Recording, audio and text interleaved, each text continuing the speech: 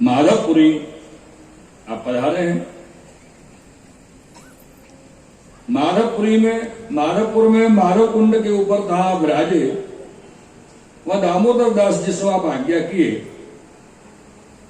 कि दमला, ये जो स्थान है, यहां श्री कृष्ण और श्री रुक्मिणी जी को विवाह भयो चोरेशों। श्री रुक्मिणी कृष्ण को विवाह चोरी से भयो ना, राजी राजी थोड़ी भयो।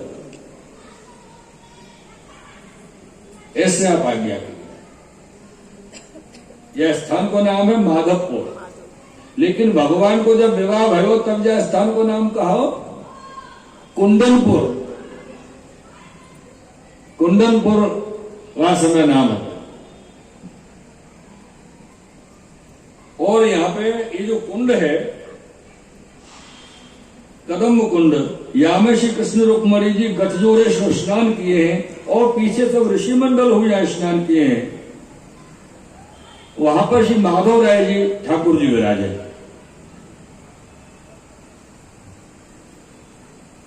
माधव राय जी के आप दर्शन किए। माधव राय जी मिले आगे से, तब आपको दर्शन किए आप माधव राय जी के। तब आप माधव राय जी से पूछे, माधव राय जी आप कहां विराजो? क्योंकि स्थान नहीं है तो माधव राय जी को वहां पे पूरे गांव में।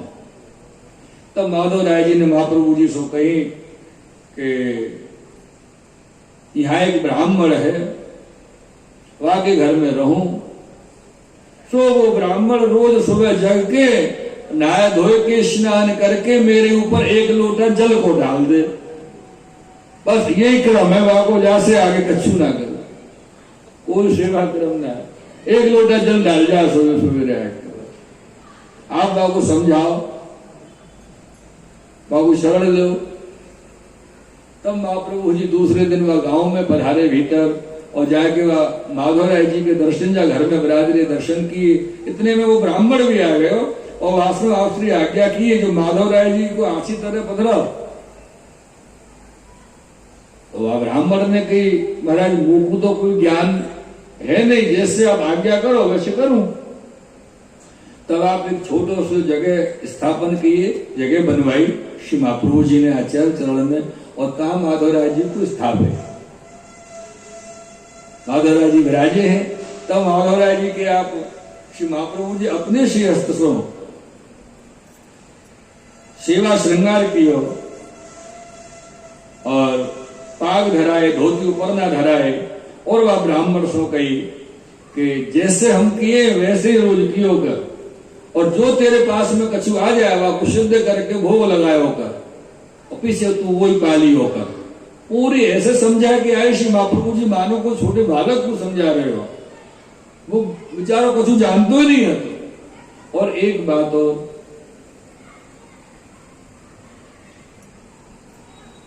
एक और अच्छी बात श्री महाप्रभु जी वह ब्राह्मण से कहे कि वैसे तो सेवा करे करे न करे, तो सेवा तो श्री माधव राय जी की करानी है।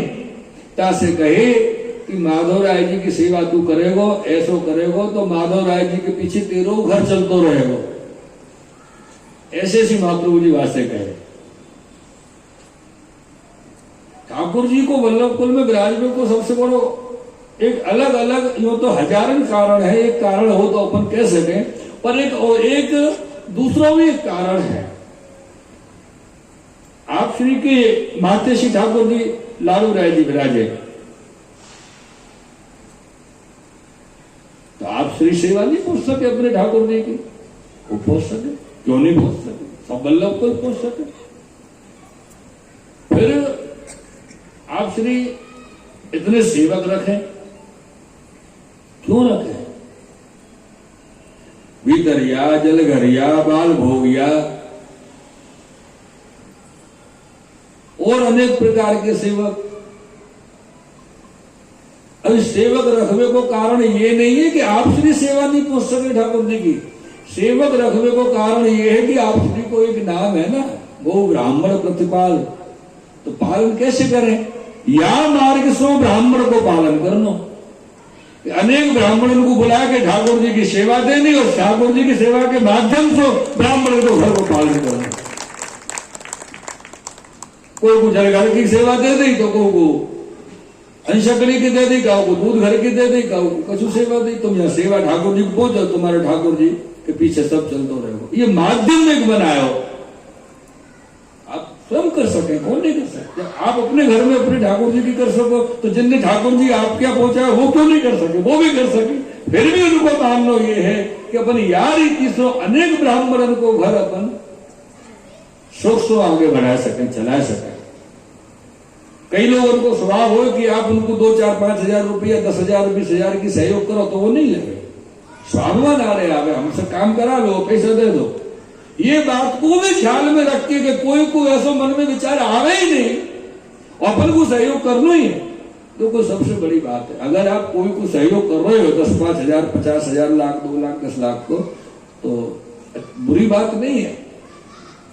लेकिन ऐसे सहयोग करो जैसे वल्लभ कुल कर रहे हो, ऐसे सहयोग करो कि बापू ऐसा महसूस हो कि मेरी मेहनत को है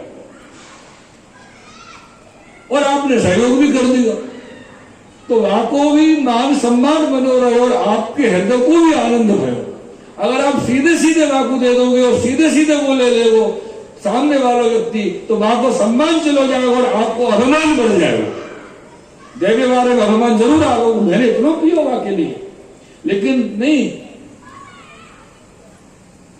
या रीति सुनो देव जैसे श्री वल्लभ कुल समस्त ब्राह्मणों, कितने ही ब्राह्मणों के ऊपर, समस्त तो अलग अलग रीति के ब्राह्मणों को सबको क्रम है, और कितने ही ब्राह्मण ऐसे हैं या भूतल पे, और कितने वल्लभ कुल विराज रहे हैं। समझो कितने वल्लभ कुल के माध्यम से कितने हजारों ब्राह्मणों के परिवार आज पालन हो रहे हो।